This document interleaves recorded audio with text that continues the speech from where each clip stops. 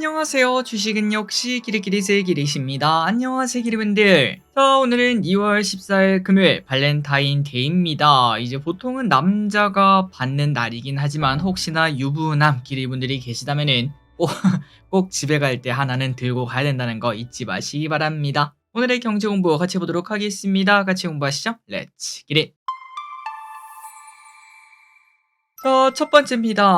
공모주가 LG CNS 이후에 정신을 조금 차린 걸까요? 아무도 기대하지 못했던 오름 테라퓨틱 균등 배정 수량이 무려 50개나 되는 기업이었습니다. 그만큼 상태가 좋지 않았었는데요. 그런데 오늘 대박 움직임을 보여줬습니다. 공모가 2만원, 시초가 2만 1천원, 고가 3만원을 찍고 내려오는 모습을 보여줬죠. 혹시나 청약을 했거나 아니면 시초가 매수를 했다면 50%에 가까운 수익을 볼 수 있었습니다. 자, 이런 식으로 시초가와 고가가 차이가 날 때 이런 흐름이 나타나야 공모주 시장이 갈수록 좋아지겠죠. 다음 주에도 한번 기대해 보도록 할게요. 이번 주 공모주는 다 대박이네요. 다음입니다. 미국 증시는 안도감의 상승. 자, 지난밤 트럼프는 상호 관세 로드맵을 발표를 했는데 그런데 이게 즉시 실행이 아니라 유예 기간을 두면서 시장은 안도를 했습니다. 상호 관세 부과 시점은 4월 이후로 늦추게 되었고 최악의 시나리오는 피했으며 그리고 이거는 역시나 협상용 카드였다라는 의견이 계속 나타나고 있죠. 그래서 개별 종목단에서는 M7이 모두 상승했고 테슬라는 5.7%가 상승하며 강세를 보였고요. 최근 테슬라는 정치적 이슈로 하락을 해왔으나 트럼프의 관계가 여전하다 플러스 그리고 자율주행 규제 완화 등에 대한 기대감이 커지며 어제 미국에서 자율주행 관련주가 크게 급등하는 모습도 나타났습니다. 그리고 엔비디아는 휴렛패커드가 블랙웨이를 사용한 시스템을 출시했다는 소식에 3% 상승. 다음입니다. 자, 그러다 보니까 이때까지 관세 수혜주다라는 얘기를 들으면서 가장 많이 오른 친구가 뭐였죠? 맞습니다. 조선주였죠. 그런데 조선주가 쭉 빠지는 모습이 나타났습니다. 자, 상호 관세 유예 소식이 나타나자마자 야, 관세 걱정 안 해도 된대 라고 얘기가 나왔겠죠. 그렇다면 이때까지 수혜주였던 조선주가 차익 실현 물량이 나올 수밖에 없었겠습니다. 그래서 왼쪽에 보다시피 HD 현대중공업 등이 크게 하락하는 모습이 나타났는데 한편 아직까지도 미군 군함 건조 이슈 그다음에 또 관세 이야기가 여기서 끝나지 않겠죠. 이제 그런 이야기가 남아있다 보니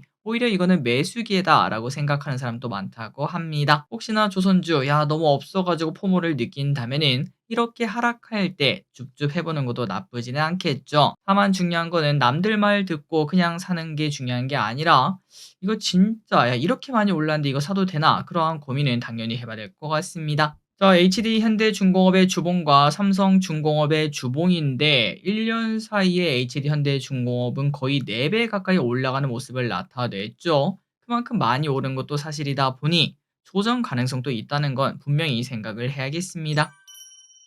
다음입니다. 이 와중에 원전 관련주가 조선이랑 엮여서 좋은 흐름을 나타냈습니다. 도대체 이게 뭔 소린가 하고 봤더니 어제 HD 한국조선해양이 SMR을 적용한 원자력 추진 컨테이너선을 공개를 했는데요. 그러니까 이 선박은 기존 선박과 달리 엔진의 배기기관, 연료 탱크, 기름 넣는 거 그런 거 필요 없이 그냥 원자력으로 움직이는 배를 당연히 말하고 있습니다. 그러다 보니까 기관실도 클 필요가 없고요. 심지어 탄소 중립이라는 목표도 수렴하다 보니까 게임 체인저가 될 수 있다. 이런 얘기가 곳곳에서 등장. 그러다 보니 오늘 원전주가 상승 출발했고 최근 들어 이제 조선주가 크게 급등하지 않았겠습니까? 그 흐름을 오늘 원전주가 바통을 받은 걸 확인할 수 있었습니다. 그나저나 두산 에너빌리티 많이 올랐네요. 이 어느덧 27,550원까지 올라오는 모습입니다. 다음입니다. 자, 우크라 종전 기대가 많이 과도하다. 최근 우크라 재건주가 많이 오르기는 했죠. 그리고 어제도 조금은 윗꼬리를 달면서 뉴스에 팔아라 아닌가 이런 생각이 들기도 했었습니다. 그런데 이 와중에 HD 현대건설기계 매도 리포트가 등장까지 했어요. 자, DS투자증권은 HD 현대건설기계를 매도를 때려야 된다라고 말을 했고요. 종전 기대감이 과도하다라고 진단을 했습니다. 그리고 그 근거를 봤더니 꽤나 명확하더라고요. 우크라이나에서 지금 현재 피해가 가장 큰 지역이 어디일까요? 맞습니다. 전쟁이 일어났던 곳 플러스 그리고 대부분 그 곳들은 러시아가 이미 정념을 하고 있는 걸 확인할 수 있죠.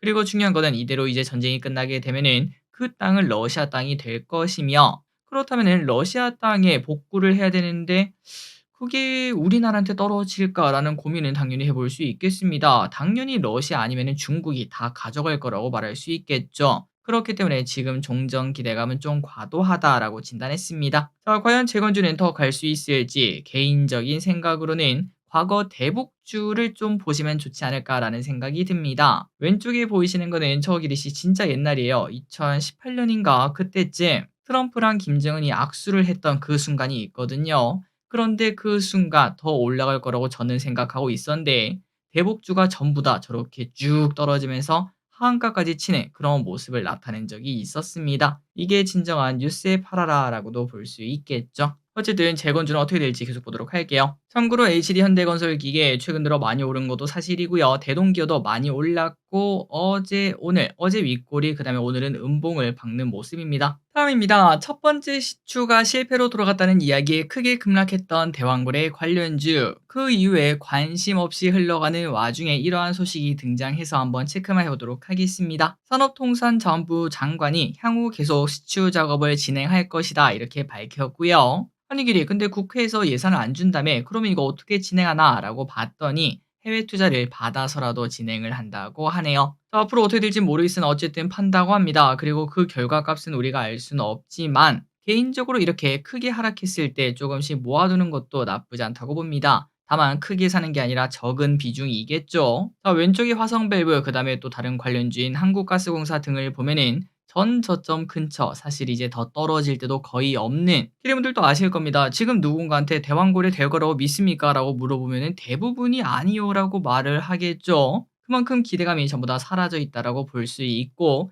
지금 이제 현재 이 관련주의 주가에는 대왕고래 때문에 오른 부분은 거의 없어졌다라고 말할 수 있습니다. 그런데 이 와중에 해외 투자를 받는다고 했죠. 만약에 거기서 우리가 이름만 들어도 아는 대규모 투자사가 딱 등장한다면은 혹은 또 진짜 뭐 파봤더니 긍정적인 소식이 나타날 수도 있지 않겠습니까? 그런 것들을 고려한다면은 하방은 크지 않은데 상방은 나름 열려있는 투자처라고도 말을 해볼 수 있겠습니다. 그러니까 지금 기대분들 중에서 대북주를 미리미리 모아놓으신 분들도 계실 거라고 생각해요. 그분들의 마음은 딱 그거죠. 결국은 트럼프랑 김정은이랑 한 번 더 악수하지 않겠냐. 이제 그때 팔고 나올 거다라고 생각하며 지금 미리 선취매를 하는 건데 그런 거랑 비슷하게 적용을 해볼 수 있겠습니다. 다만 어디로 튈 줄 모르는 거다 보니 큰 비중으로 하기는 당연히 적합하지 않습니다. 다음입니다. 주 4일제 이미 하는 곳도 있다고요. 얼마 전 정치권에서 주 4일제 이야기가 나왔다는 걸 같이 확인했었죠. 그런데 이미 주 4일제를 어느 정도 도입한 곳도 많다고 합니다.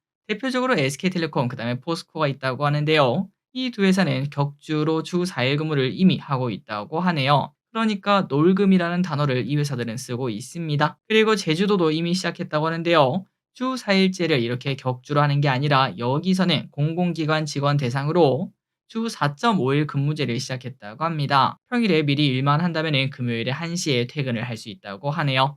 그리고 또한 이런 것들은 글로벌적인 흐름이라고도 볼 수 있겠죠. 지금 영국에서는 주 4일제를 시범 운영하고 있다고 하며 일본에서도 저출산 대책의 일환으로도 주 4일제에 관심을 두고 있습니다.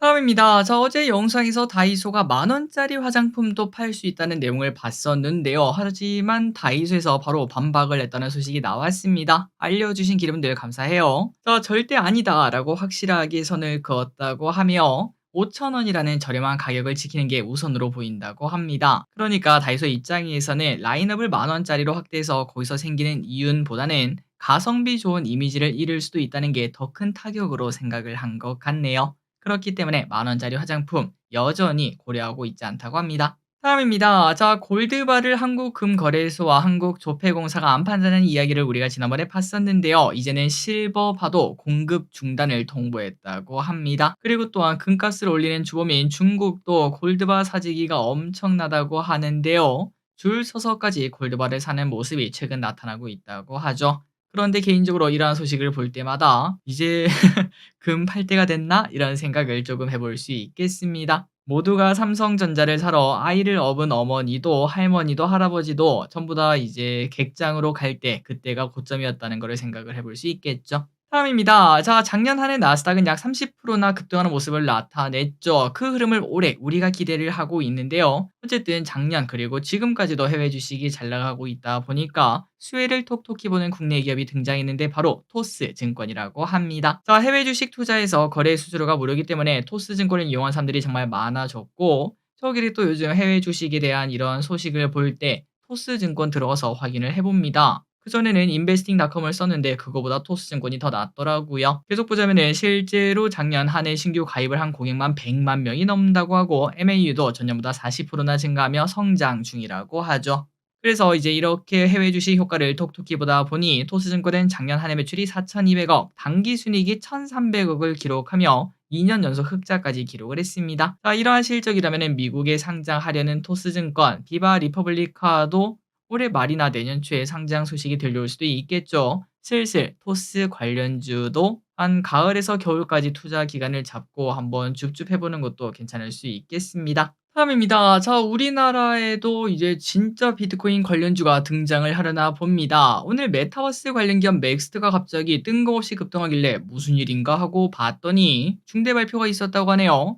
맥스트는 사명을 비트맥스라고 바꾼다고 하며 비트코인을 핵심 자산으로 삼는 사업을 본격적으로 추진한다고 합니다. 바로 미국의 스트래티지 기업이 있죠. 그 모델을 그대로 가져왔다고 하네요. 자, 참고로 어제 금융위원회에서는 법인 가상자산 로드맵을 발표하며 올해 하반기부터 가상자산을 사고 팔 수 있도록 했죠. 그러자 맥스트가 바로 발빠르게 움직이며 크게 급등하는 모습이 나타났습니다. 지금은 코인이 좀 잠잠하지만 나중에 비트코인이 또다시 신고가를 낼 때 맥스트가 그 대장주가 될지 볼 필요가 있겠네요.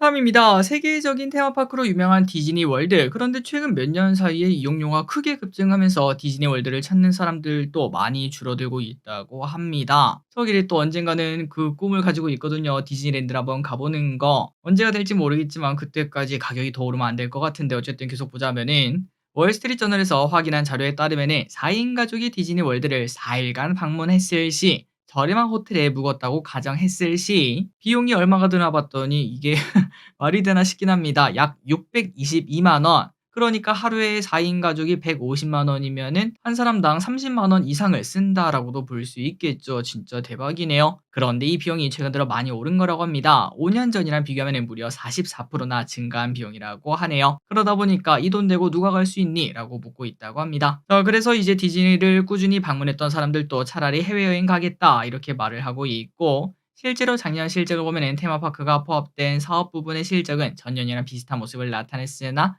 방문객은 줄어드는 모습을 나타냈습니다. 다음입니다. 드디어 구글도 휴머노이드 로봇 전쟁에 참전했다는 소식입니다. 미국의 로봇 개발 업체인 앱트러닉에 투자하기로 했다고 하고요. 이번 구글의 참전으로 로봇 개발 경쟁이 더욱 본격화되었다는 평가가 나오고 있는데요. 테슬라는 옵티머스를 올해 내 자체 공장에 배치하고 내년에는 외부 판매도 계획하고 있습니다. 그리고 마소, 오픈 AI, 엔비디아 등은 보스턴 다이내믹스 출신의 엔지니어들이 만든 피규어라는 스타트업에 투자하기로 했었고 대부분의 기업들이 로봇 개발 경쟁에 뛰어든 만큼 앞으로 휴머노이드 로봇 시장은 더 가속화될 수밖에 없겠습니다. 관련주 계속 봐야겠죠. 다음입니다. 최근 중국에서는 로봇을 판매하는 모습도 나타나고 있다고 합니다. 왼쪽에 보이는 요 로봇인데요. 그러니까 단순 로봇 청소기나 커피 만드는 로봇 그런 게 아니라 진짜 로봇을 팔고 있다는 거겠죠. 징동닷컴에서 유니트리 로봇을 판매하고 있는데 2천만 원짜리랑 1억 3천짜리를 판매를 하는 중이라고 합니다. 다만 바로 품절이 되어서 그 물량이 그렇게 많지는 않은 것으로 보인다고 하네요. 자, 만약에 이걸 산다고 하더라도 뭐 지금 당장 할 수 있는 건 없겠죠. 사실상 그냥 전시용이 아닌가라는 생각이 드는데 그래도 한 가지 능력을 보자면은 사람보다 2배 이상 빠르게 걷는 능력을 가지고 있다고 합니다. 마지막입니다. K-온디바이스 AI 반도체 사업. 자, 오늘 AI 관련주가 엄청나게 급등한 이유죠. 정부에서 드림팀을 결성하고 K-온디바이스 AI 반도체 사업을 진행한다라고 얘기를 했습니다. 기업이 필요한 국내 팹리스가 설계하고 파운드리가 생산한 형태로 이를 연결해주는 사업이라고 하는데요. 제대로 된 생태계를 구축하기 위해서 이를 결정했다고 하네요. 그래서 이러한 소식이 나타나면서 온디바이스 AI와 시스템 반도체 등 반도체 관련주가 오늘 좋은 흐름을 나타냈습니다. 자, 오늘의 공부 여기까지 끝났습니다. 항상 이렇게 같이 공부해서 진심으로 감사합니다. 지금까지 길이셨습니다. 빠이요.